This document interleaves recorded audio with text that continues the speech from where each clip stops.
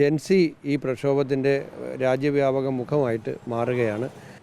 ഇത് രാജ്യത്തെ ലക്ഷോപലക്ഷം വരുന്ന ചെറുപ്പക്കാരുടെ ഭാവിയെ കരുതിയിട്ടുള്ള സമരമാണ്. ജനാധിപത്യ സംവിധാനങ്ങളെ സംരക്ഷിക്കാനുള്ള സമരമാണ്.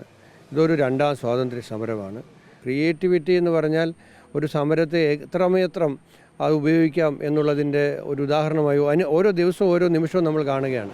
പരീക്ഷാ സമ്പ്രദായങ്ങളുടെ വിശ്വാസ്യത വീണ്ടെടുക്കണം, ധർമ്മേന്ദ്ര പ്രധാൻ രാജിവെക്കണം, കുട്ടികൾക്കെതിരായിട്ട് കേസുകൾ പിൻവലിക്കണം, അവർക്കെതിരെ ക്രൂരമായ മർദ്ദനമുറ അഴിച്ചുവിട്ട പോലീസുകാർക്കെതിരെ നടപടിയെടുക്കണം. ഇതൊക്കെയാണ് ഞങ്ങളുടെ ആവശ്യം.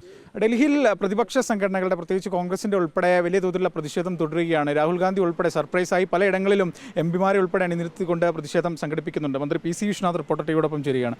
അങ്ങ് അപ്രതീക്ഷിതമായി ഡൽഹിയിലെത്തുന്നു, അറസ്റ്റ് ഉൾപ്പെടെ വരിക്കുന്നു. അപ്പോൾ ഇനി അങ്ങോട്ട് ഈ പ്രതിഷേധം എങ്ങനെയായിരിക്കും? ഈ വിഷയം, അതായത് ചോദ്യപേപ്പർ ചോർച്ച, പരീക്ഷാ ക്രമക്കേടുകൾ, രാജ്യത്തെ ഉന്നതമായ പരീക്ഷാ സംവിധാനങ്ങളുടെ പരാജയം, ഈ വിഷയം ഉന്നയിച്ചുകൊണ്ട് രാഹുൽ ഗാന്ധി രാജ്യവ്യാപകമായ പ്രക്ഷോഭം തുടങ്ങിയിട്ട് കുറച്ച് കാലമായി.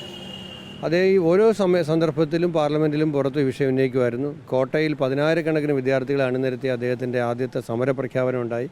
ഉത്തരാഖണ്ഡിലുണ്ടായി. ഇപ്പോൾ 1-ാം തീയതി കേരളത്തിലാണ്. 9-ാം തീയതി ഡൽഹിയിൽ വലിയ മാർച്ച് നേരത്തെ തീരുമാനിച്ചതാണ്, ഒരു മാസം മുമ്പ് ഡിക്ലെയർ ചെയ്തതാണ്.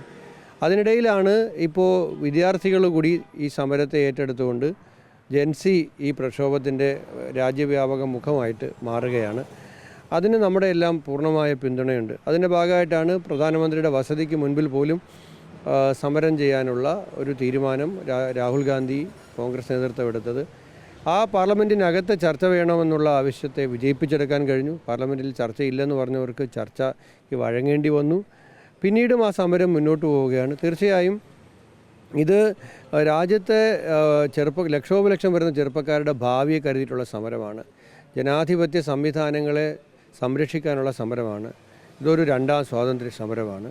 അതിലെല്ലാവരും ഒരുപോലെ എന്നെ അത്ഭുതപ്പെടുത്തുന്നത് ഈ സമരത്തിൽ നമ്മുടെ ചെറുപ്പക്കാർ, പുതിയ തലമുറ, ജെൻസി എത്ര സർഗാത്മകമായിട്ടാണ് അവർ ഈ സമരത്തെ കൊണ്ടുപോകുന്നത്. ക്രിയേറ്റിവിറ്റി എന്ന് പറഞ്ഞാൽ ഒരു സമരത്തെ എത്രമേത്രം അത് ഉപയോഗിക്കാം എന്നുള്ളതിൻ്റെ ഒരു ഉദാഹരണമായി ഓരോ ദിവസവും ഓരോ നിമിഷവും നമ്മൾ കാണുകയാണ്. അപ്പോൾ ഭരണകൂടത്തിൻ്റെ മർദ്ദനോപകരണങ്ങളെല്ലാം തന്നെ കുട്ടികളുടെ സർഗാത്മക സമരത്തിൻ്റെ മുമ്പിൽ പരാജയപ്പെടുന്ന കാഴ്ചയാണ് നമ്മൾ കാണുന്നത്. കഴിഞ്ഞ ദിവസം രാത്രി പ്രധാനമന്ത്രി അപ്രതീക്ഷിതമായി ഫേസ്ബുക്ക് ലൈവിലൊക്കെ വരുന്നു. ഇത്രയും വർഷമായിട്ട് പ്രധാനമന്ത്രിയുടെ വാർത്താ സമ്മേളനം പോലും അപൂർവം. ആ പ്രധാനമന്ത്രി സ്വന്തമായി മൊബൈലിൽ ഒരു ലൈവിലൊക്കെ വരുന്ന ഒരു അസാധാരണ സാഹചര്യമൊക്കെ ഉണ്ടായി. അല്ല, ഗവൺമെൻറ്റിനെ ഇരുത്തി ചിന്തിപ്പിക്കുന്നതാണ്, അവരുടെ വീഴ്ചകളെ ബോധ്യപ്പെടുത്തുന്ന സമരമാണ് രാഹുൽ ഗാന്ധിയുടെ നേതൃത്വത്തിലാണെങ്കിലും വിദ്യാർത്ഥികളുടെ നേതൃത്വത്തിലാണെങ്കിലും രാജ്യത്ത് നടക്കുന്നത്. തീർച്ചയായും അതിൻ്റെ സമ്മർദ്ദം ഗവൺമെൻറ് അനുഭവിക്കുന്നുണ്ട്. പക്ഷേ സമ്മർദ്ദം അനുഭവിക്കുന്നതിൽ ഞങ്ങൾ ആനന്ദിക്കുന്നില്ല.